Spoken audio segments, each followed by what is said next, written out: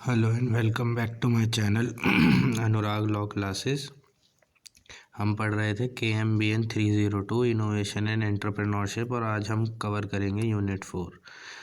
First topic आता है from idea to opportunity. तो इसमें फर्स्ट पॉइंट आता है idea generation, sources and method. First point आता है इंटरनल सोर्सेज। आइडियाज़ जो है वो कहीं से भी आ सकते हैं एक ऑर्गेनाइजेशन के अंदर, जैसे कि एम्प्लॉय सजेशन, ब्रेनस्टॉर्मिंग सेशन या फिर फीडबैक जो कि एग्जिस्टिंग कस्टमर से आता है। सेकंड आते हैं एक्सटर्नल सोर्सेज। तो एक्सटर्नल सोर्सेज में मार्केट रिसर्च आता है, कंपेटिटर का एनालिसिस करना आता है, टेक्नोलॉजी में क्या क्या एडवांसमेंट आए हैं वो सब आता है, और सोसाइटल ट्रेंड्स क्या चल रहे हैं, जैसे कि अभी एनवायरनमेंट सस्टेनेबिलिटी चल रहा है, तो ये सब इंस्पायर करते हैं नए बिजनेस के आइडियाज़ को।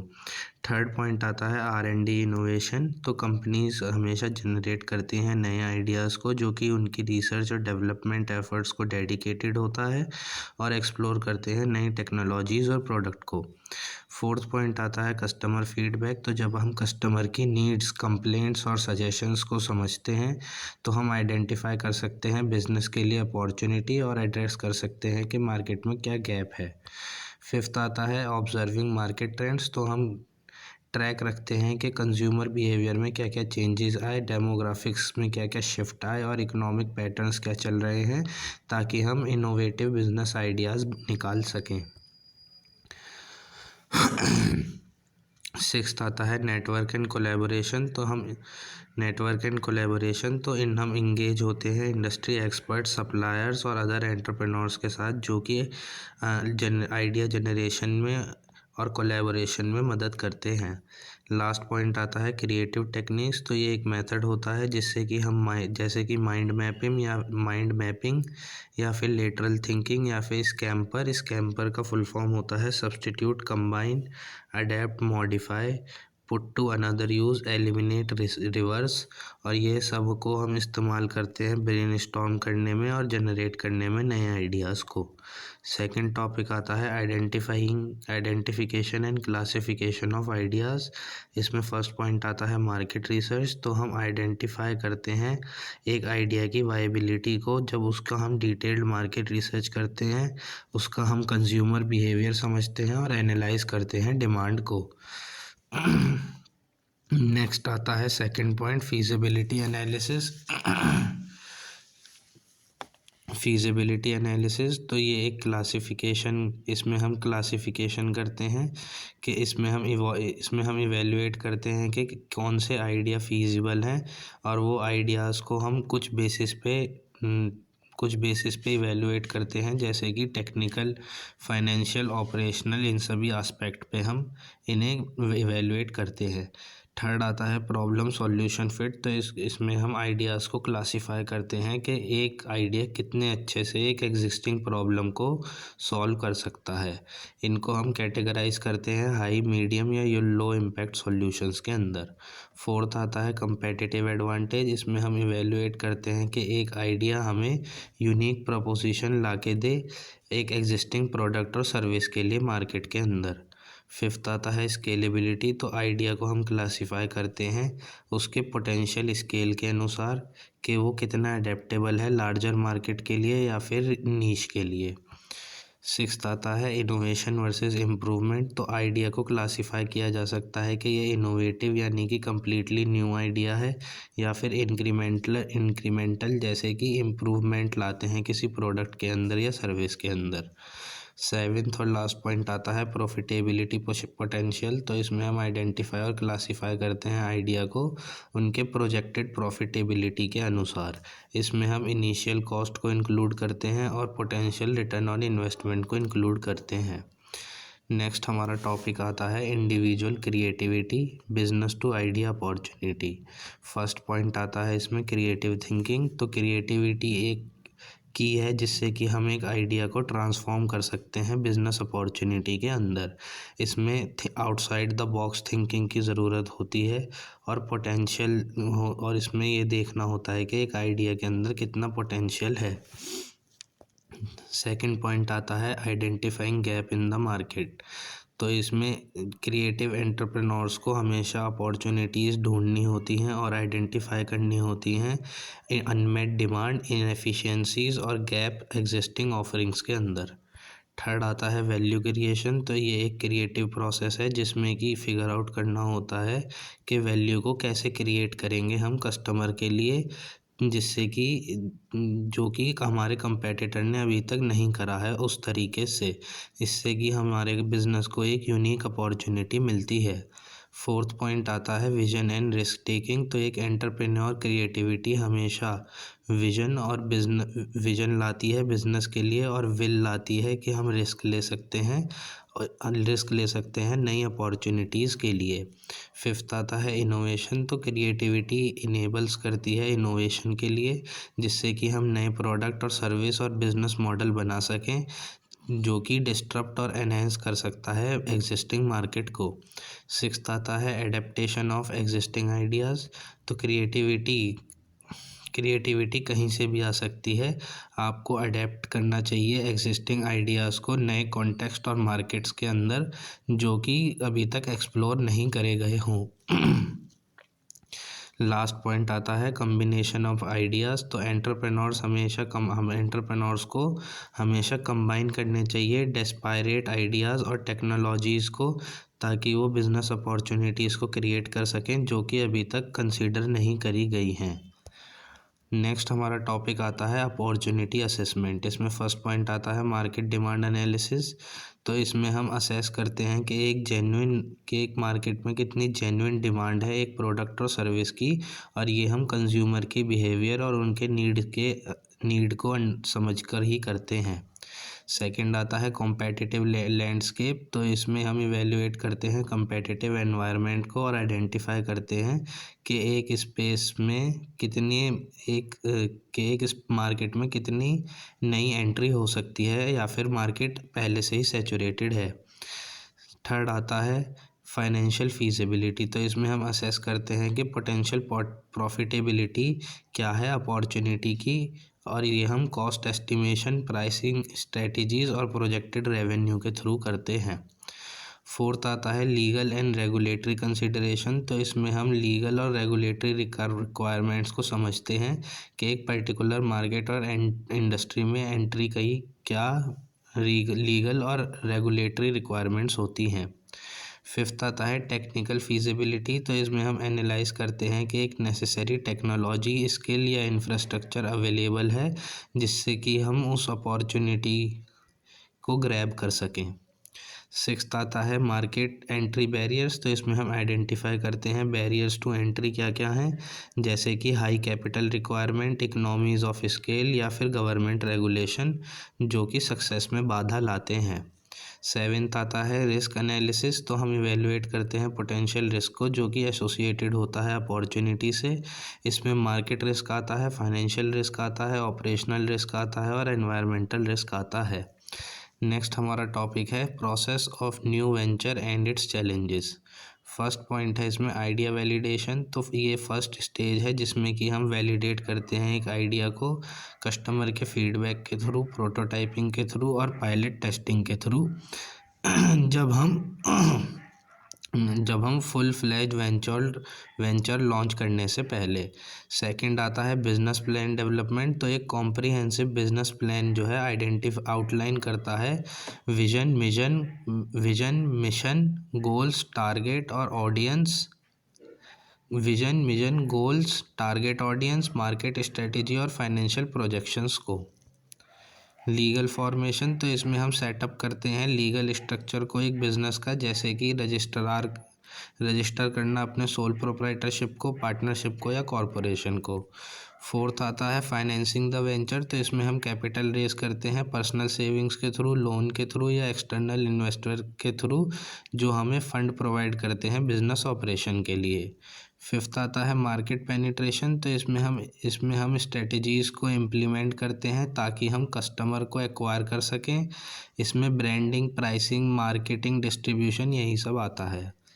सिक्स्थ आता है ऑपरेशनल सेटअप। तो इसमें हम एस्टेब्लिश करते हैं नेसेसरी ऑपरेशन। इसमें हम सोर्स करते हैं प्रोडक्ट्स को, हायर करते हैं एम्प्लॉयज़ को और सेटअप करते हैं अपने इंफ्रास्ट्रक्चर को। लास्ट पॉइंट आता है चैलेंजेस। तो इसमें एंटरप्रेन्योर्स को चैलेंजेस फेस करने होते हैं, जैसे कि कंपटीशन, मार्केट में uncertainty, resource limitation, regulatory hurdles, ताकि हम अपना कैश फ्लो मेंटेन कर सकें।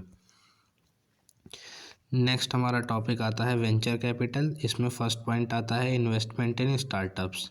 तो वेंचर कैपिटल एक फंडिंग होती है जो कि इन्वेस्टर द्वारा प्रोवाइड करी जाती है अर्ली स्टेज बिजनेसेस को, जिनके अंदर हाई ग्रोथ पोटेंशियल होता है और ये इक्विटी के एक्सचेंज में इन्वेस्टमेंट करते हैं। सेकंड पॉइंट आता है रिस्क एंड रिवॉर्ड। तो वीसी फर्म्स जो होती हैं ये सिग्निफिकेंट रिस्क लेती हैं इन्वेस्ट करके नए वेंचर्स के अंदर, मगर ये हाई रिटर्न्स को देखती हैं इक्विटी स्टेक्स के थ्रू, अगर बिजनेस सक्सीड होता है तो। थर्ड आता है फंडिंग स्टेज। तो वेंचर कैपिटल हमेशा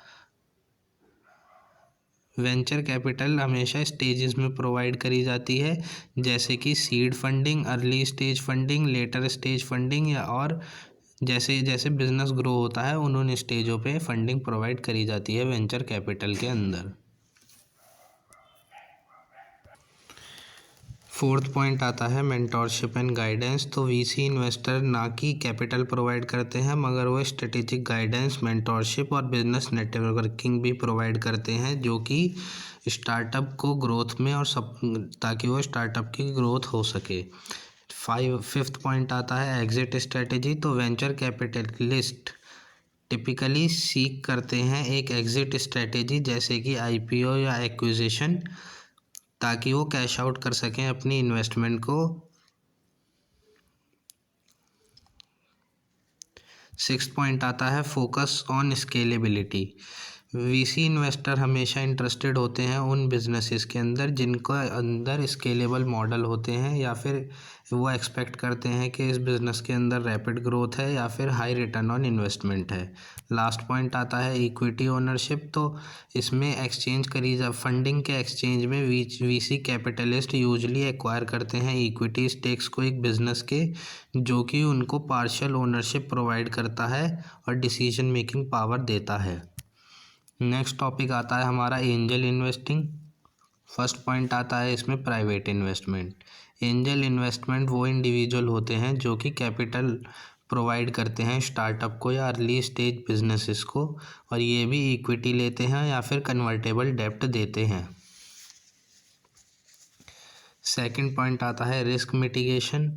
तो एक एंजल इन्वेस्टिंग में बहुत ज़्यादा रिस्क होता है और इन्वेस्टर हमेशा मोटिवेटेड होते हैं अपने पोटेंशियल हाई रिटर्न्स के लिए, जब उनका वेंचर सक्सेसफुल हो जाता है तब। थर्ड पॉइंट आता है हैंड्स ऑन सपोर्ट। तो बहुत सारे एंजल इन्वेस्टर फाइनेंशियल बैकअप ही नहीं, मेंटोरशिप भी देते हैं, अपनी एक्सपर्टीज़ भी देते हैं और एक्सेस देते हैं कि उनका बिजनेस नेटवर्क अपने बिजनेस नेटवर्क का एक्सेस देते हैं नए स्टार्टअप को, ताकि वो स्टार्टअप सक्सीड कर पाए। फोर्थ पॉइंट आता है अर्ली स्टेज इन्वेस्टमेंट। तो एंजल इन्वेस्टर टिपिकली इन्वेस्ट करते हैं उन बिजनेसेस के अंदर जो कि बहुत ज़्यादा वेंचर कैपिटल या बैंक लोन के लिए बहुत ज़्यादा अर्ली होते हैं और इन्हें क्रिटिकल फंडिंग की ज़रूरत होती है अपने स्टार्टअप फेज़ के अंदर। फिफ्थ पॉइंट आता है इन्वेस्टमेंट साइज़। तो एंजल इन्वेस्टमेंट हमेशा स्मॉलर होते हैं वेंचर कैपिटल इन्वेस्टमेंट से, मगर ये सिग्निफिकेंट इतने होते हैं कि ये स्टार्टअप को स्केल करने के लिए सिग्निफिकेंट होते हैं। सिक्स्थ पॉइंट आता है लॉन्ग टर्म इन्वेस्टमेंट होराइजन। तो एंजल इन्वेस्टर हमेशा लॉन्गर इन्वेस्टमेंट होराइजन के लिए जाता है वेंचर कैपिटलिस्ट के कि वेंचर कैपिटल इससे भी ज़्यादा angel investor long investment horizon के लिए जाता है और यह समझते हैं कि स्टार्टअप को टाइम लगता है मैच्योर होने में। लास्ट पॉइंट आता है इंडिविजुअल वर्सेस ग्रुप इन्वेस्टमेंट। तो कुछ एंजल इन्वेस्टर इंडिपेंडेंटली अब ऑपरेट करते हैं, वहीं पर ही कुछ ज्वाइन कर लेते हैं एंजल इन्वेस्टर नेटवर्क को, ताकि वो रिसोर्सेज को इस्तेमाल कर पाएँ अच्छे से और अपने रिस्क को कम कर पाएँ। नेक्स्ट हमारा टॉपिक आता है क्राउड फंडिंग। इसमें फर्स्ट पॉइंट आता है फंडिंग फ्रॉम द क्राउड। तो क्राउड फंडिंग में हम एक छोटे अमाउंट की मनी उठाते हैं लार्ज नंबर ऑफ़ पीपल से। ये हम ऑनलाइन प्लेटफॉर्म्स के थ्रू करते हैं टिपिकली, और इसकी मदद से हम फंड कर सकते हैं अपने बिजनेस आइडिया और प्रोडक्ट को। सेकंड पॉइंट आता है टाइप्स ऑफ क्राउड फंडिंग। तो यहाँ पे बहुत तरीके के क्राउड फंडिंग होते हैं, जैसे कि reward based, equity based, donation based crowd funding. Third आता है point pre selling products.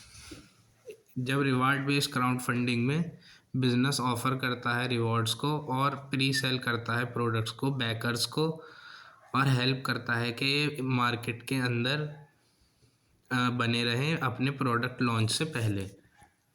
Fourth point आता है एक्सेस टू लार्ज ऑडियंस। तो क्राउड फंडिंग अलाउ करता है बिजनेसेस को कि वो एक्सेस कर सकें ग्लोबल नेटवर्क को और पोटेंशियल बैकर्स को, और इंक्रीज़ करता है ये विजिबिलिटी अपने प्रोडक्ट और आइडिया की। फिफ्थ पॉइंट आता है वैलिडेशन ऑफ आइडिया। तो एक सक्सेसफुल क्राउड फंडिंग कैंपेन सर्व करता है एक वैलिडेशन की तरह, जो कि प्रूव करता है कि इस बिज़नेस आइडिया में डिमांड है, जबकि उनके पास कोई सिग्निफिकेंट रिसोर्सेज नहीं होते तब भी।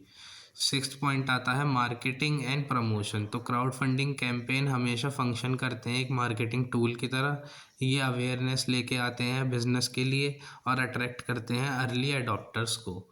सेवेंथ पॉइंट आता है रिस्क एंड अनसर्टेनिटी, जहाँ पे क्राउड फंडिंग ऑफर करता है बहुत सारी अपॉर्चुनिटी और रेस करते हैं कैपिटल को बिना कोई इक्विटी दिए। वहीं पर ही इसमें रिस्क भी होता है कि क्राउड फंडिंग कहीं फेल ना हो जाए अपने गोल्स को पूरा करने से पहले, जो कि एक चैलेंज बन के आता है ऑर्गेनाइजेशन के लिए। नेक्स्ट हमारा टॉपिक आता है developing a business plan. First इसमें टॉपिक है बिजनेस प्लानिंग प्रोसेस या फिर एलिमेंट्स ऑफ बिजनेस प्लानिंग। तो फर्स्ट पॉइंट आता है मिशन एंड विजन। तो बिजनेस प्लान स्टार्ट किया जाता है एक क्लियर स्टेटमेंट के साथ, जो कि उसका मिशन होता है, पर्पस होता है, और एक विजन होता है जो कि लॉन्ग टर्म गोल होता है बिजनेस का। ये आउटलाइन करता है कि कंपनी की क्या क्या वैल्यूज़ हैं और क्या क्या कंपनी की एस्पायरेशंस हैं। सेकंड पॉइंट आता है मार्केट रिसर्च। तो इसमें हम कंडक्ट करते हैं एक डिटेल्ड मार्केट रिसर्च, ताकि हम समझ पाएँ कस्टमर की नीड्स को, मार्केट के साइज़ को, कंपेटिटर्स को और ट्रेंड को, जो जिससे कि हम आइडेंटिफाई कर पाएँ बिजनेस अपॉर्चुनिटीज़ को और डिफ़ाइन कर पाएँ टारगेट ऑडियंस को। थर्ड पॉइंट आता है बिजनेस स्ट्रेटेजी। तो इसमें हम डेवलप करते हैं एक कंपेटिटिव स्ट्रेटेजी, जो कि डिफरेंशिएट करती है बिजनेस को अपने कंपेटिटर्स से। इसमें प्राइसिंग आती है, ब्रांडिंग आता है, डिस्ट्रीब्यूशन आता है, प्रमोशनल स्ट्रेटेजीज आती हैं। फोर्थ पॉइंट आता है फाइनेंशियल प्रोजेक्शंस। तो इसमें हम प्रिपेयर करते हैं एक डिटेल्ड फाइनेंशियल फोरकास्ट।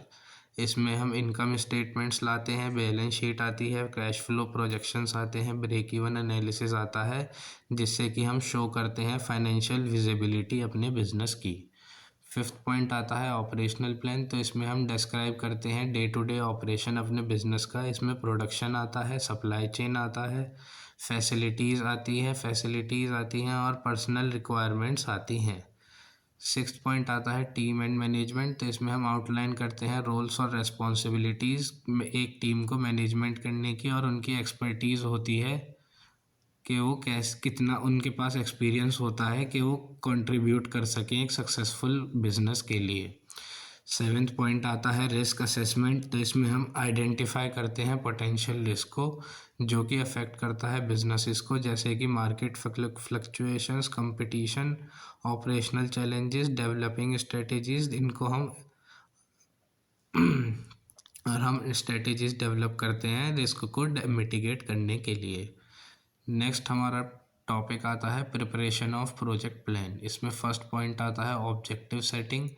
तो इसमें हम क्लियरली डिफाइन करते हैं गोल्स एक प्रोजेक्ट के और अलाइन करते हैं अपने बिजनेस के ऑब्जेक्टिव को प्रोजेक्ट के ऑब्जेक्टिव के साथ, और इंश्योर करते हैं कि ये स्पेसिफिक रहे, मीजरेबल रहे, अचीवेबल रहे, रेलिवेंट रहे और टाइम बाउंड रहे।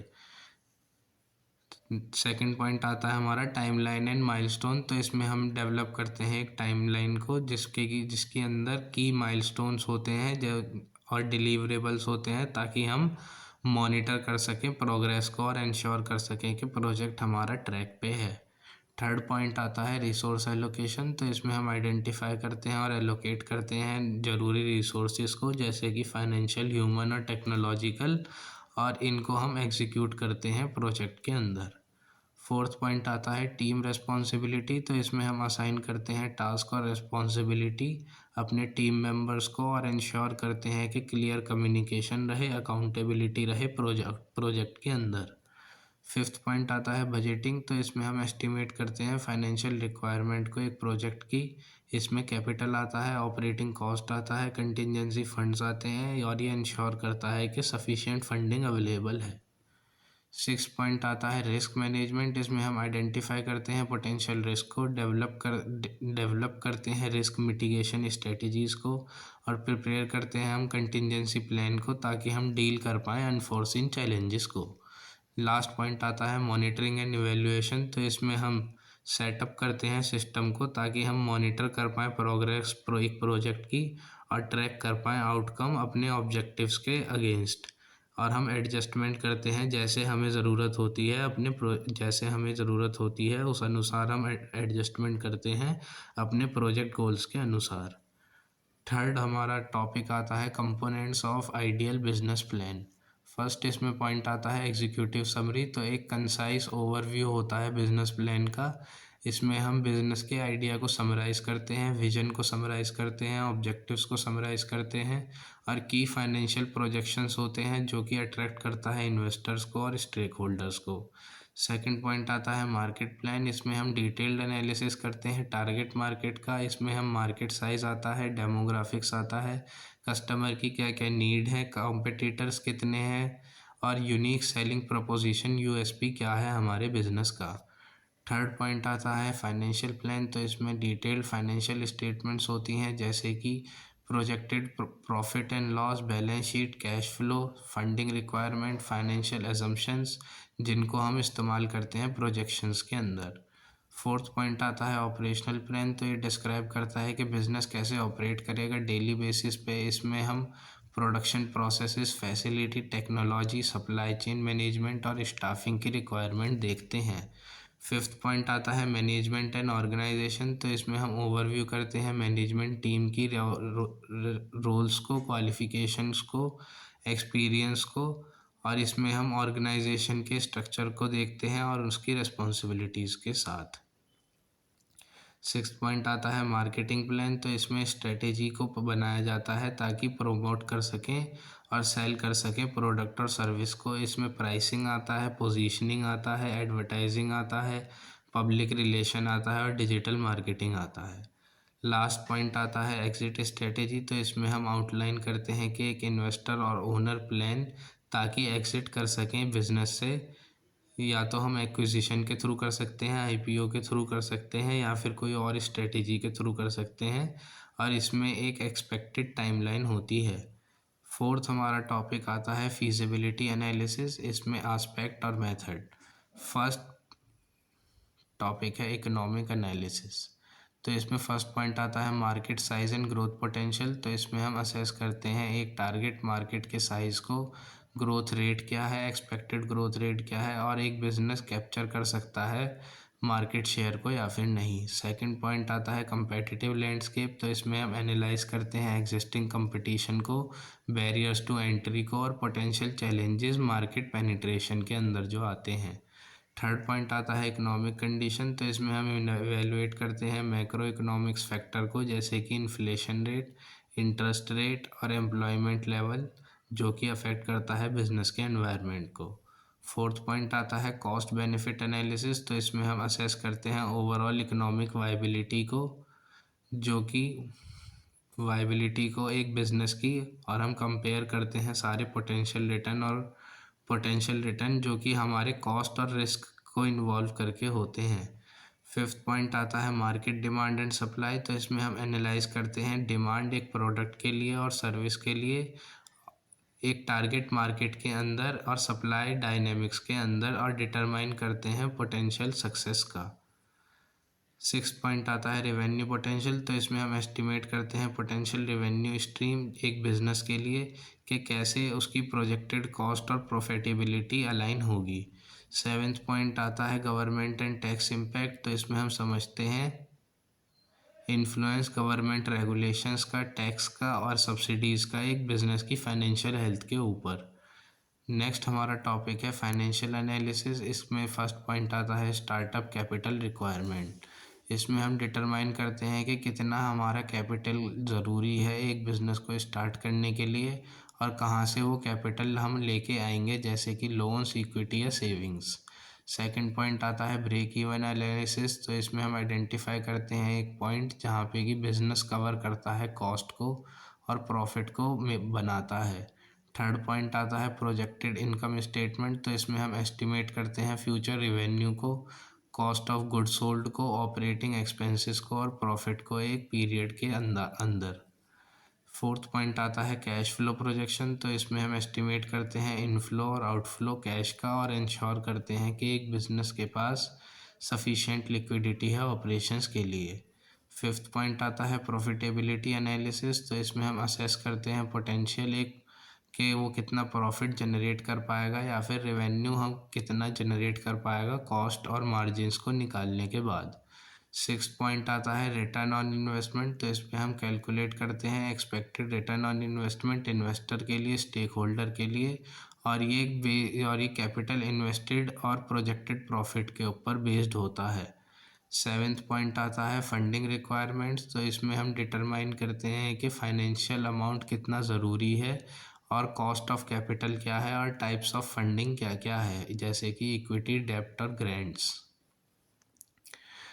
नेक्स्ट हमारा टॉपिक है मार्केट फीजिबिलिटी। तो इसमें फर्स्ट पॉइंट आता है टारगेट मार्केट आइडेंटिफिकेशन। इसमें हम डिफ़ाइन करते हैं आइडियल कस्टमर प्रोफाइल और समझते हैं बाइंग बिहेवियर को, प्रेफरेंसेस को और नीड्स को कस्टमर की। सेकंड पॉइंट आता है मार्केट डिमांड वैलिडेशन। तो इसमें हम सर्वे, फोकस ग्रुप और टेस्ट मार्केटिंग करते हैं और कंफर्म करते हैं डिमांड को अपने प्रोडक्ट और सर्विस के लिए। थर्ड पॉइंट आता है प्राइसिंग स्ट्रेटजी। तो इसमें हम एनालाइज करते हैं कंपेटिटिव प्राइसिंग स्ट्रक्चर को और डिटरमाइन करते हैं ऑप्टिमल प्राइसिंग पॉइंट एक प्रोडक्ट और सर्विस के लिए। फोर्थ पॉइंट आता है मार्केट एंट्री बैरियर। इसमें हम आइडेंटिफाई करते हैं ऑब्स्टिकल्स को कि एक मार्केट में एंट्री करने के कितने ऑब्स्टिकल्स हैं। इसमें रेगुलेटरी बैरियर्स आते हैं, कंपटीशन आता है और कैपिटल की रिक्वायरमेंट आता है। फिफ्थ पॉइंट आता है कंपेटिटिव एडवांटेज। तो इसमें हम डिटरमाइन करते हैं कि एक बिजनेस कैसे डिफरेंशिएट करता है अपने आप को कंपटीटर्स के अलग, और एक सस्टेनेबल कंपेटिटिव एडवांस कैसे बनाता है। सिक्स्थ पॉइंट आता है मार्केट ट्रेंड। तो इसमें एनालाइज करते हैं करंट और फ्यूचर ट्रेंड को एक इंडस्ट्री के अंदर। इसमें टेक्नोलॉजिकल एडवांसमेंट्स, कस्टमर प्रीफरेंसेस और रेगुलेटरी चेंजेस, इन सबको इंक्लूड किया जाता है। सेवेंथ पॉइंट आता है सेल्स फॉरकास्टिंग। तो इसमें हम एस्टिमेट करते हैं फ्यूचर सेल्स को मार्केट डेटा के अनुसार, हिस्टोरिकल ट्रेंड के अनुसार और कस्टमर बिहेवियर के अनुसार। नेक्स्ट हमारा टॉपिक है टेक्नोलॉजिकल फीसिबिलिटी। इसमें फर्स्ट पॉइंट आता है टेक्नोलॉजिकल रिक्वायरमेंट। इसमें हम असेस करते हैं टेक्नोलॉजिकल इंफ्रास्ट्रक्चर को जो कि प्रोडक्ट डेवलपमेंट के लिए, ऑपरेशन के लिए और सर्विस के लिए ज़रूरी होता है। सेकंड पॉइंट आता है टेक डेवलपमेंट कॉस्ट। तो इसमें हम एस्टिमेट करते हैं कॉस्ट को जो कि टेक्नोलॉजी डेवलपमेंट से एसोसिएटेड होती है। इसमें रिसर्च, प्रोटोटाइपिंग, टेस्टिंग और इम्प्लीमेंटेशन आता है। थर्ड आता है इनोवेशन एंड पेटेंट्स। तो इसमें हम आइडेंटिफाई करते हैं इनोवेटिव टेक्नोलॉजी या फिर इंटेलेक्चुअल प्रॉपर्टी को जिसकी मदद से बिजनेस डेवलप कर सकता है, प्रोटेक्ट कर सकता है या लाइसेंस ले सकता है। फोर्थ पॉइंट आता है स्केलेबिलिटी ऑफ टेक्नोलॉजी। तो इसमें इवेल्युएट करते हैं कि एक टेक्नोलॉजी जो है वो स्केल कर सकती है जैसे जैसे बिजनेस ग्रो करेगा उसके अनुसार और डिमांड के अनुसार। फिफ्थ पॉइंट आता है टेक्नोलॉजी रिस्क। तो इसमें असेस किया जाता है रिस्क जो कि टेक्नोलॉजी ऑब्सोलेंस से जुड़ा हुआ होता है, सिक्योरिटी से जुड़ा हुआ होता है, डेटा प्राइवेसी से जुड़ा होता है और इसमें डिपेंडेंसी होती है थर्ड पार्टी सप्लायर्स के ऊपर। सिक्स्थ पॉइंट आता है इंटीग्रेशन विद एग्जिस्टिंग सिस्टम। तो इसमें डिटरमाइन करते हैं कि एक नई टेक्नोलॉजी कैसे एक एग्जिस्टिंग सिस्टम के अंदर या इंफ्रास्ट्रक्चर के अंदर कैसे वो इंटीग्रेट होएगी। सेवेंथ पॉइंट आता है सपोर्ट एंड मेंटेनेंस। तो इसमें हम एनालाइज करते हैं लॉन्ग टर्म कॉस्ट को और सपोर्ट करते हैं ज़रूरतों को जो कि एसोसिएटेड होता है टेक्नोलॉजी से, अपडेट से और ट्रबल शूटिंग से और टेक्निकल स्टाफ से।